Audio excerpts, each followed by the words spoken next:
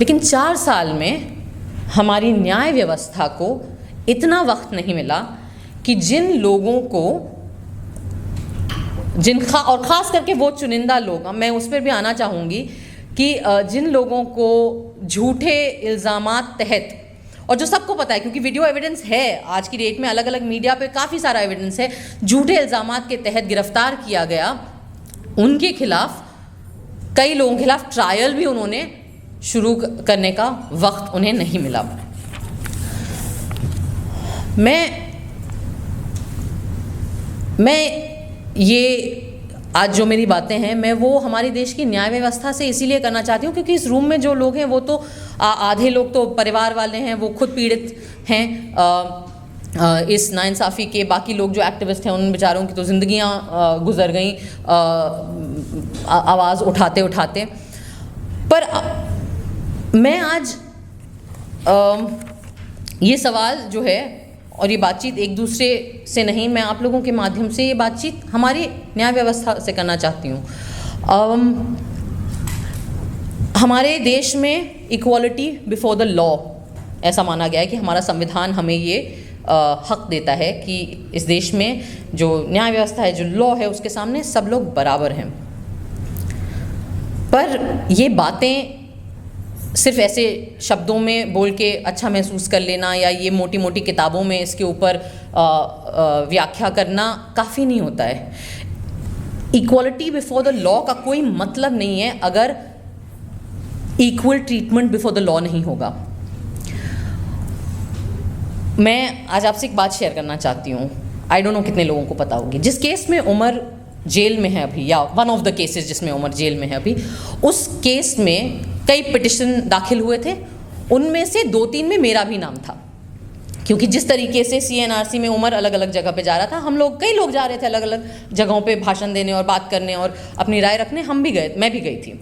तो मुझे अक्सर लोग बोलते हैं कि क्यों तुम इतना चपड़ चपड़ बोलती हो, तुम चुप क्यों नहीं रह सकती हो, तुम्हें अपनी फिल्मों में काम करने में तुम क्यों संतुष्ट नहीं हो, तुम्हें क्या ज़रूरत है कि हर मुद्दे पे, हर ऐसे सामाजिक मुद्दे पे, पॉलिटिकल मुद्दे पे, न्याय के मुद्दे पे तुम अपना मुंह उठा के बात करती हो। और मेरा जवाब हमेशा यही होता है क्योंकि मैं इसलिए आज आज़ाद घूम रही हूँ, यहाँ पे स्वतंत्र हूँ, अपनी ज़िंदगी जी रही हूँ, अपनी बच्ची की बर्थडे पार्टी मना रही हूँ, बढ़िया शादी करी, मैंने ढोल बजवाए, क्योंकि इत्तेफाकन मुझे एक प्रिविलेज मिल गया मेरी आइडेंटिटी का, और वो जो मेरा प्रिविलेज है वो अब मेरी जिम्मेदारी है कि जिन लोगों को इत्तेफाकन, जिनके नाम मुझसे अलग हैं, या जो मुसलमान नाम हैं, या जो दलित नाम है, या जो माइनॉरिटी के नाम हैं, और उनके ऊपर अगर जुल्म हो तो मुझे जो चीज़ जो मेरी रक्षा कर रही है,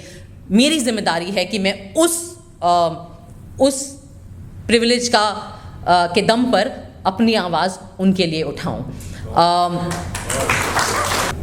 मैं इसलिए ये सवाल पूछना चाहती हूँ कि अक्सर हम बड़ी आसानी से नेताओं को गालियाँ देते हैं, बड़ी आसानी से पुलिस को गाली दे देते हैं, हम बड़ी आसानी से एक दूसरे को गाली देते हैं, लेकिन न्याय व्यवस्था से कोई भी सवाल उठाने में बहुत डर लगता है क्योंकि कंटेम्प्ट ऑफ कोर्ट हो जाएगा। यहाँ जितने लोग बैठे हैं, हम श्योर उन सब पे लग चुका है। कुणाल के ऊपर तो ऑलमोस्ट ये गए थे अंदर, ऑलमोस्ट, फिर बच गए थैंक्स टू इत्तेफाकन accident of birth, surname Kamra है इनका। मेरे ऊपर भी लगा था 2 बार कंटेम्प्ट ऑफ कोर्ट, लेकिन वो इतना बेवकूफ़ी भरा एलिगेशन था कि उन्होंने लिया ही नहीं। तो आज मैं पता नहीं, शायद नई IPC में कंटेम्प्ट ऑफ कोर्ट हो ही ना, मैंने देखा नहीं। अपनी इग्नोरेंस का मैं फ़ायदा उठा के आज ये सवाल पूछना चाहती हूँ अपने न्याय व्यवस्था से कि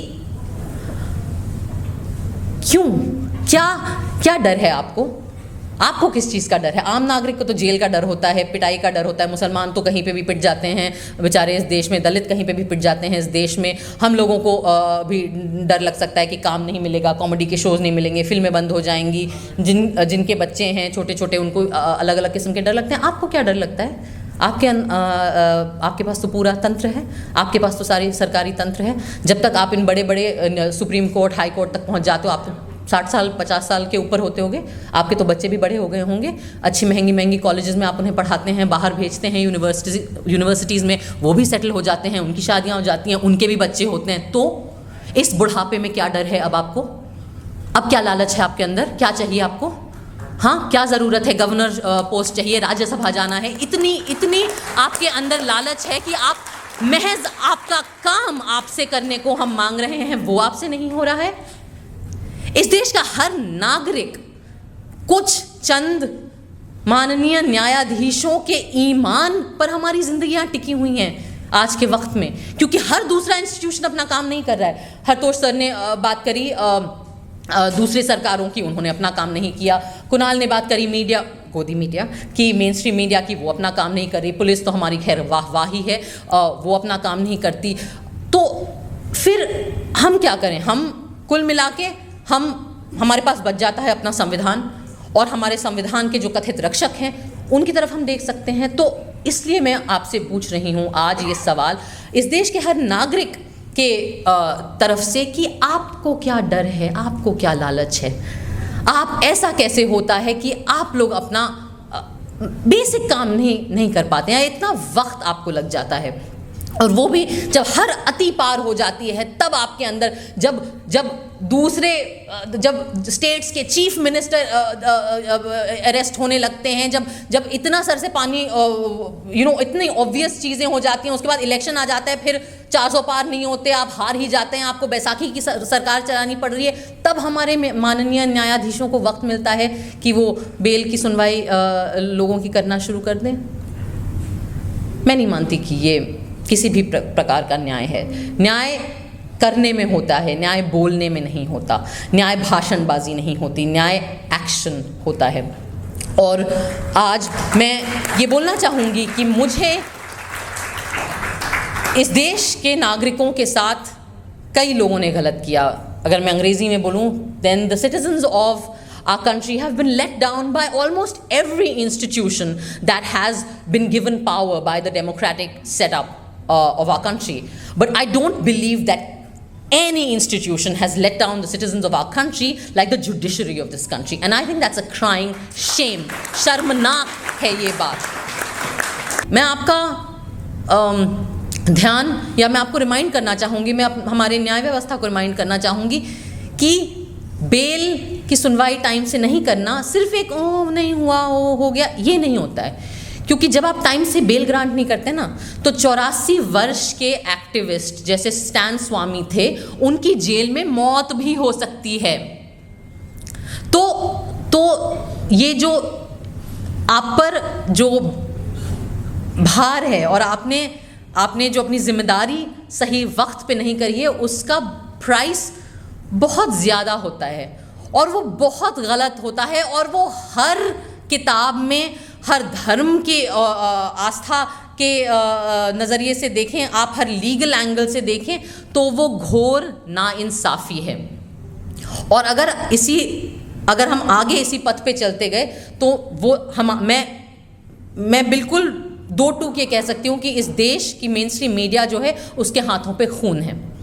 उसने हिंसा भड़काई है। जो लोग दिल्ली के दंगों में मरे, उनका खून हमारी मेन स्ट्रीम मीडिया पर भी है, और लोगों पे हो ना हो।